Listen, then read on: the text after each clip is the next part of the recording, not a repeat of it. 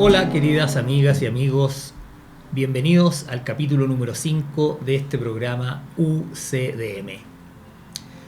Hoy día vamos a ver el rol de Jesús en los milagros.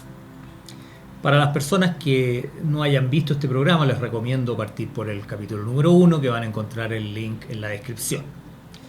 También les recuerdo que a los que quieran seguir recibiendo este programa, asegúrense de estar suscritos al canal UCDM en Chile, porque pronto vamos a dejar de subir estos programas al canal de Alom Chile, así que los que estén interesados en un curso de milagro tienen que suscribirse al canal UCDM en Chile.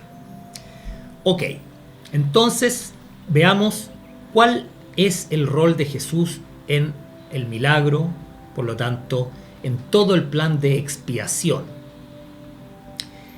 En la sección 3 del capítulo 1, Jesús dice: yo estoy a cargo del proceso de expiación que emprendí para darle comienzo. O sea, claramente Jesús nos dice que Él está a cargo del proceso de la expiación, que es en el fondo el proceso del cual consiste un curso de milagro, que es deshacer toda la culpa, porque deshaciendo la culpa todo lo demás va a, podríamos decir, encajar en su lugar y todo va a funcionar de maravillas en nuestra existencia. Jesús podríamos decir que fue, esto según mis palabras, la primera parte de la fragmentación del Hijo de Dios, que se dio cuenta que en realidad la separación jamás había ocurrido, que era simplemente una diminuta y alocada idea de la cual el Hijo de Dios olvidó reírse. Entonces, dentro de esa aparente fragmentación del Hijo de Dios, Jesús es el primer aparente fragmento, que se da cuenta que en realidad la fragmentación nunca existió, que todos somos uno, que siempre fuimos uno y que siempre hemos estado en total comunión con Dios y jamás lo hemos abandonado y jamás nos hemos separado entre nosotros, ¿no? Pero el primero que recuperó la conciencia de eso fue Jesús, ¿no? Por eso es tan importante el rol que Él juega en la expiación. Bueno, Jesús explica que cuando le ofrecemos un milagro a alguien, en realidad nos lo estamos ofreciendo a nosotros mismos y también a Él. Sin embargo, hay que considerar que Jesús ya no necesita milagros para su propia expiación, porque Él ya lo logró. Por lo tanto, podríamos decir que cada vez que ofrecemos un milagro a otro ser humano, a otra persona, en el fondo estamos ofreciéndonos un milagro a nosotros mismos. Somos los principales beneficiarios de aquel milagro. Jesús dice: mi papel en la expiación es cancelar todos los errores que de otro modo tú no podrías corregir. O sea, aquí nos está diciendo que como no tenemos la visión completa de la situación en la que estamos, entonces Jesús tiene que apoyarnos en aquellas partes que ni siquiera sabríamos cómo resolver, porque ni siquiera sabemos exactamente el problema en el que estamos metidos, ¿no? El error de percepción. Estamos percibiendo algo que nos parece absolutamente real, porque en eso consiste la percepción, ¿no? En ver lo que deseas ver y creer totalmente que esto que estás viendo es cierto. Y si no tenemos un poco de ayuda, podríamos llamar externa, entre comillas, porque en realidad Jesús y nosotros somos uno. No es ayuda externa en rigor, pero sí en esta dualidad en la que estamos, en esta realidad en que creemos estar separados, podríamos decir que Jesús es como un poco de ayuda externa, porque es externa a nuestra mente limitada, a la mente errada en la que estamos. Después, más adelante, Jesús dice: a medida que compartas conmigo mi renuencia a aceptar error alguno en ti o en los demás, te unirás a la gran cruzada para corregirlos. Escucha mi voz, aprende a desecharlos y haz todo lo necesario por corregirlos. Tienes el poder de obrar milagros. Yo proveeré las oportunidades para obrarlos, pero tú debes estar listo y dispuesto, ¿no?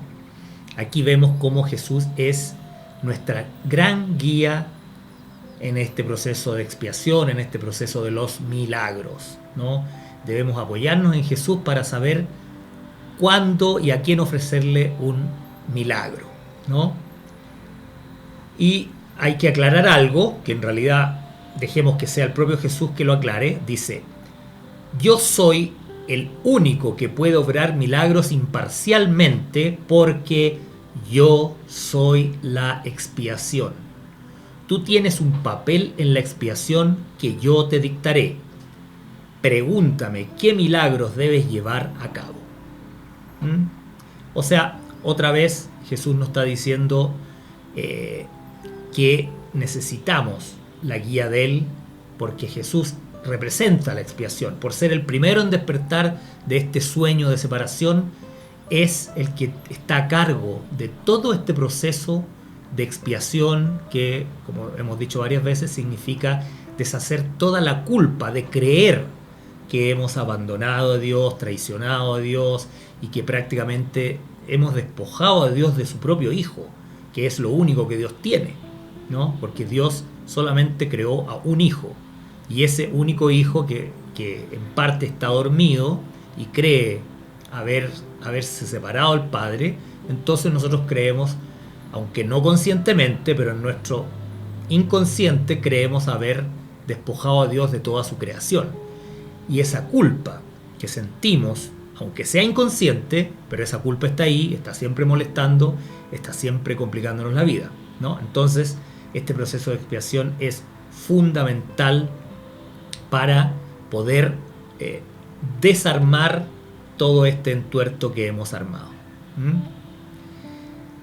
Aclaremos que sí podemos ofrecer un milagro cada vez que nos nazca, cada vez que deseemos ofrecer un milagro lo podemos hacer. Jesús dice: los milagros que no se te ha pedido que hagas no dejan de tener valor. Siguen siendo expresiones de tu estado de gracia. Pero dado mi absoluto conocimiento del plan en su totalidad, yo debo controlar su ejecución. O sea, cada vez que sientas el deseo de ofrecer un milagro, que significa perdonar cualquier cosa que veas delante tuyo, cualquier falta que veas en tu hermano, cualquier deficiencia, cualquier falta de amor, cualquier cosa que consideres que no es el perfecto amor de Dios, obviamente siéntete libre de ofrecer un milagro a tu hermano, perdonándolo con Jesús, con el Espíritu Santo, y eso tiene su valor. Sin embargo, el perdón organizado, el perdón que va construyendo esta expiación, ¿no? Necesitamos dejarnos guiar por Jesús para construir esta cadena de milagros que es la expiación. O sea, podemos, como decíamos antes, ofrecer cualquier milagro en cualquier momento, pero eso no implica que debamos dejar de estar atentos a la guía de Jesús, porque hay otros milagros que a lo mejor a nosotros no se nos van a ocurrir, no se nos va a ocurrir que tenemos que ofrecer un milagro, pero Jesús sabe que ese milagro va a ser muy funcional en este plan de la expiación. Así que siéntete libre de ofrecer milagros cada vez que quieras, pero no pierdas nunca la atención a la guía de Jesús que te va a sugerir un milagro cuando a ti ni siquiera se te había ocurrido. Por eso esto que llamamos intuición, o que llamamos, podríamos decir un poco de habilidades, no sé, no psíquicas, pero bueno, digamos intuición. Dejémoslo en la palabra intuición. Esta intuición hay que desarrollarla porque es una forma de estar atento a la guía de Jesús. Bueno, porque, como decíamos antes, esto es porque Jesús sabe quién de las personas que te rodean está en condiciones de recibir un milagro y poder usarlo en su propio beneficio, ¿no? Y el que hace esto, el que recibe un milagro y es capaz de sacarle provecho a ese milagro, significa que lo va a compartir con los demás. Porque ese es digamos, la manifestación de que la persona está recibiendo el milagro de forma adecuada y que le está sacando provecho, es que lo extiende a otros, ¿no? Y entonces, así es donde se forma esta fuerte cadena de expiación de la que hablábamos, que es obviamente el objetivo de los milagros, ¿no? Y por eso insistimos que es tan importante la intervención de Jesús en este plan de expiación. Sin embargo, es importante aclarar que Jesús, en un curso de milagros, no se presenta como un ser superior, ¿no? Al cual no podamos alcanzar, ni podamos, digamos, jamás ser como Él, ¿no? Sino que, muy por el contrario, Jesús siempre insiste en que somos iguales a Él. Yo sé que esto difiere mucho de las religiones. La mayoría de las religiones pone a Jesús por ahí arriba, inalcanzable, pero este es un truco que nos separa de el conocimiento de que Dios nos creó a todos como un solo hijo, como un solo ser, y Dios no tiene favoritos, ¿no?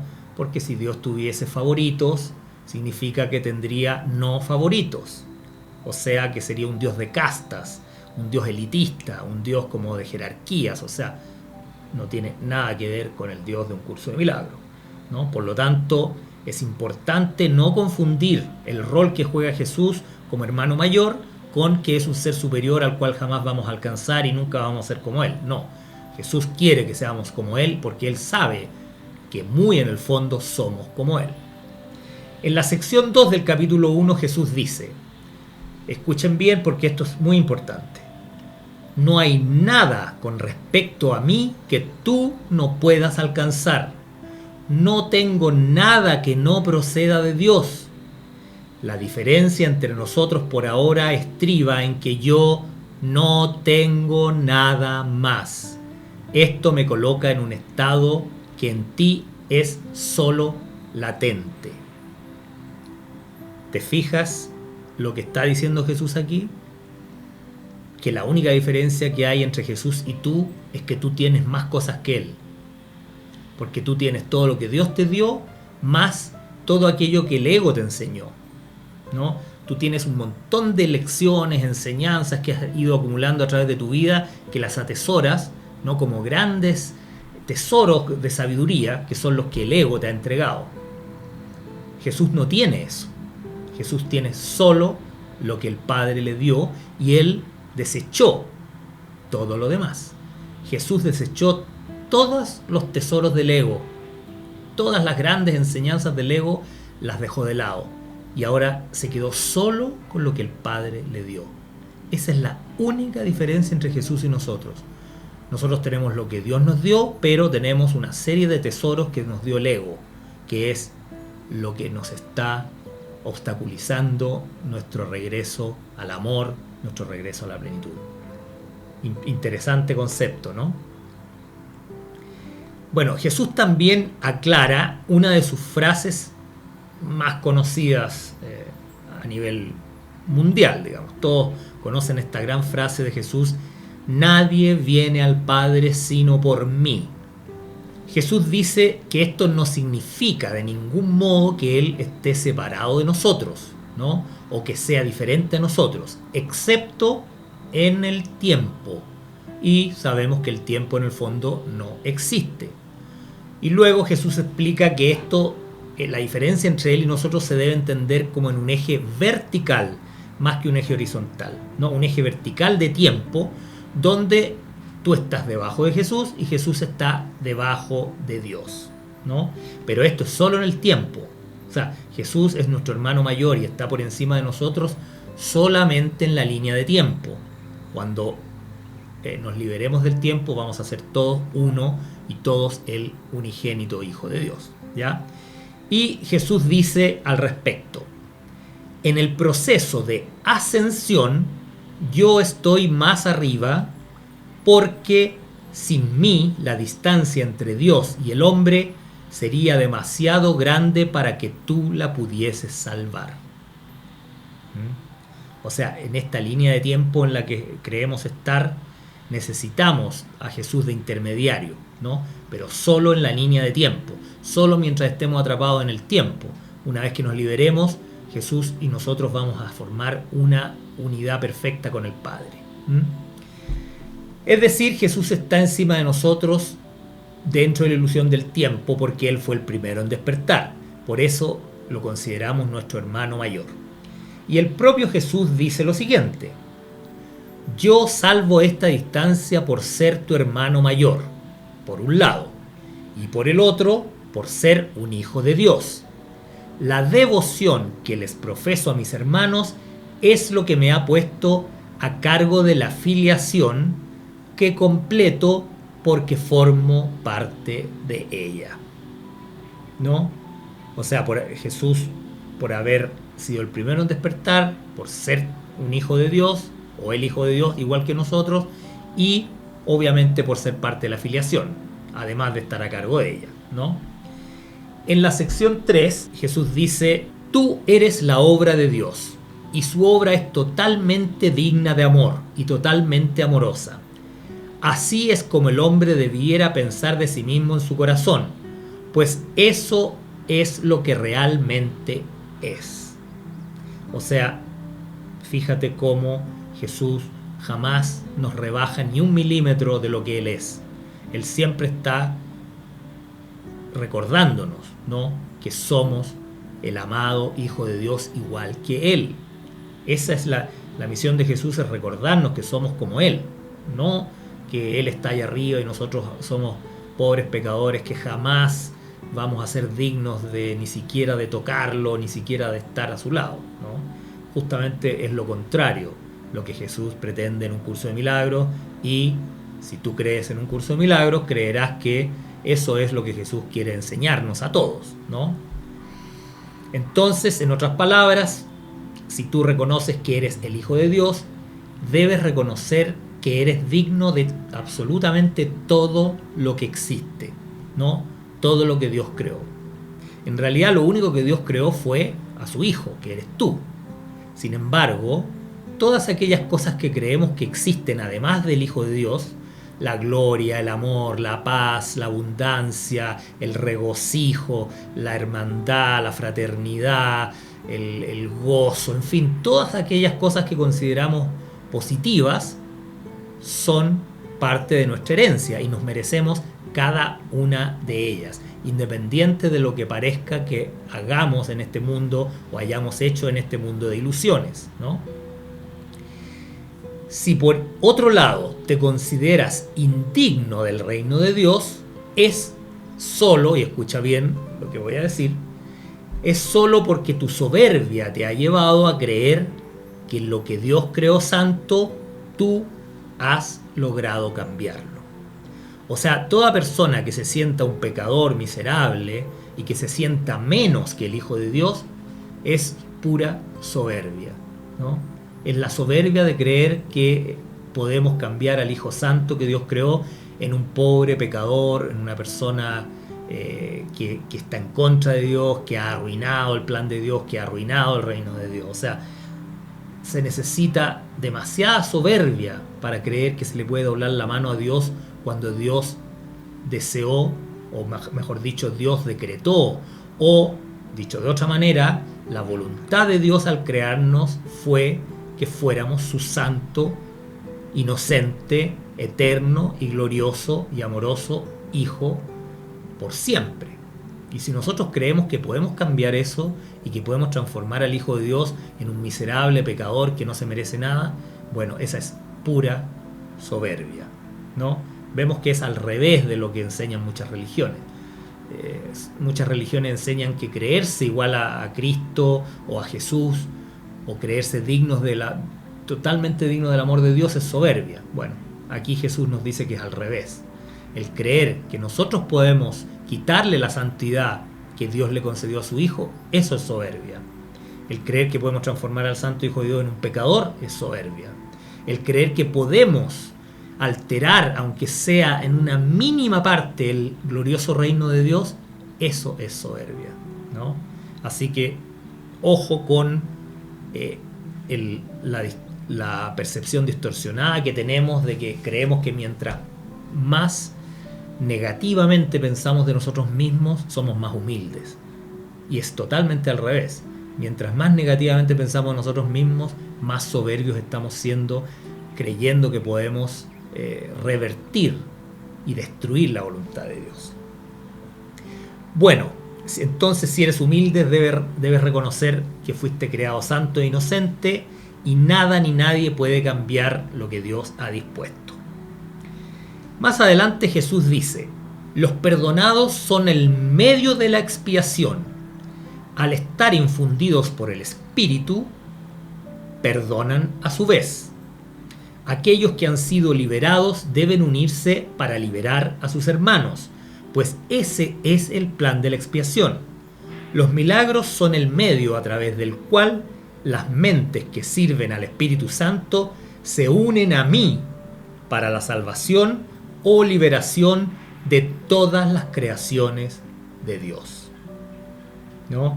O sea, aquí Jesús nos habla del rol que jugamos, el importante rol que jugamos cada uno de nosotros, el importante rol que juegas tú en su plan de expiación. Él te necesita, ¿no?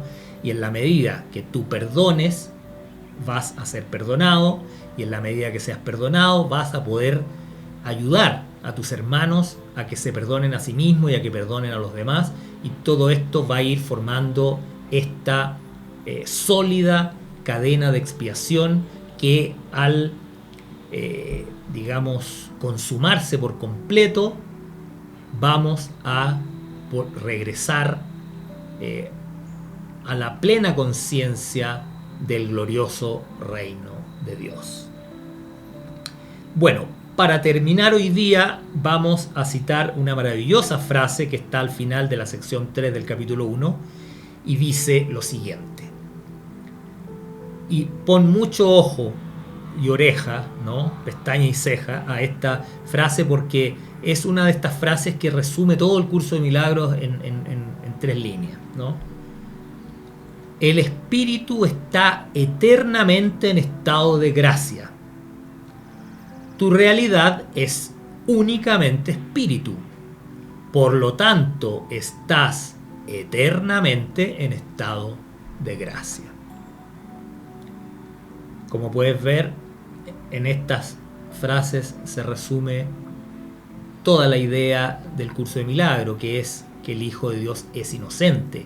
Siempre lo ha sido y siempre lo será, y jamás nadie podrá hacer que el Hijo de Dios deje de ser inocente, santo, glorioso y completamente amado por su Padre, ¿no? Ese es en el fondo el mensaje de un curso de milagro, aunque la función del curso de milagro es realmente deshacer la culpa a través de estos milagros que son pensamientos o decisiones de perdonar y perdonar con la ayuda de Jesús y también con la intervención del Espíritu Santo. Recordemos que en el fondo el Espíritu Santo y Jesús funcionan en forma absolutamente coordinada y casi podríamos decir que son prácticamente lo mismo, porque el hecho de que Jesús no esté en carne y huesos en este mundo significa que es el mensajero de Dios, la voz de Dios, que viene siendo casi lo mismo que el Espíritu. La diferencia es que Jesús sí tuvo esta experiencia de creer por un instante que se había separado de su Padre y de inmediato comprendió que esto no era así, escuchó la voz de Dios, que es el Espíritu Santo. O sea, el Espíritu Santo es la respuesta de Dios a la creencia de que nos habíamos separado. Por lo tanto, Jesús es el que estuvo un pequeño instante minúsculo pensando que se había separado del Padre. Cuando el Padre dio la respuesta que llamamos Espíritu Santo, Jesús inmediatamente comprendió, ¿no? Le bastó una milésima de segundo para comprender que separarse de su Padre era imposible, tal como Dios se lo estaba comunicando a través del Espíritu Santo. Jesús de inmediato reaccionó, dijo: esto es absurdo, jamás me he separado de mi Padre, jamás lo podría hacer, por lo tanto desecho todas las ideas que tuve en este instante. Ahora hay que entender, sí, que Jesús tuvo pasaron todas las ideas posibles sobre lo que sería separarse del Padre en ese pequeño instante, en esa pequeña fracción de segundo en la que Jesús creyó que se había separado del Padre. Pasaron todas las ideas que nosotros conocemos en el universo sobre lo que es la dualidad y sobre lo que es la experiencia de creer estar separado de Dios.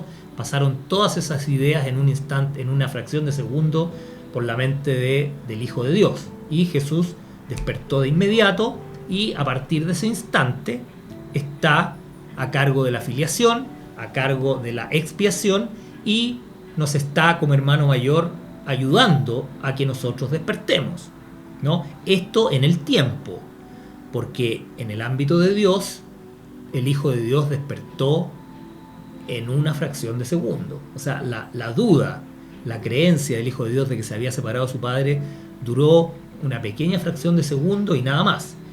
Pero como nosotros estamos atrapados en esta realidad donde creemos que existe el tiempo y el espacio, ¿no? Y vivimos el tiempo en forma aparentemente lineal, entonces, bueno, en esta ilusión del tiempo, claro, parece que el Hijo de Dios fueran miles de millones de fragmentos separados, y Jesús es el primer fragmento que sana, el primer fragmento que retoma la conciencia de la perfecta unidad con el Padre, y nos llama cariñosamente, afectuosamente, con gran devoción a nosotros, ¿no? Porque Él nos tiene devoción, nosotros le tenemos devoción a Él. No hay otra actitud, que es la reverencia, que el propio Jesús nos dice que es una actitud propia, solamente apropiada hacia el Padre, ¿no? Solamente tenemos que tener reverencia hacia el Padre que nos creó. Pero Jesús nos tiene devoción a nosotros y nosotros le tenemos devoción a Él.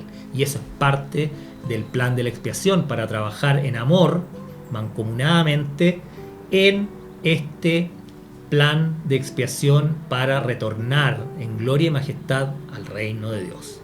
Bueno, espero que este capítulo te haya gustado. Si es así, ojalá lo compartas. Acuérdate de suscribirte al canal UCDM en Chile para que sigas recibiendo estos capítulos, y nos vemos en el próximo programa. Que tengas un maravilloso día.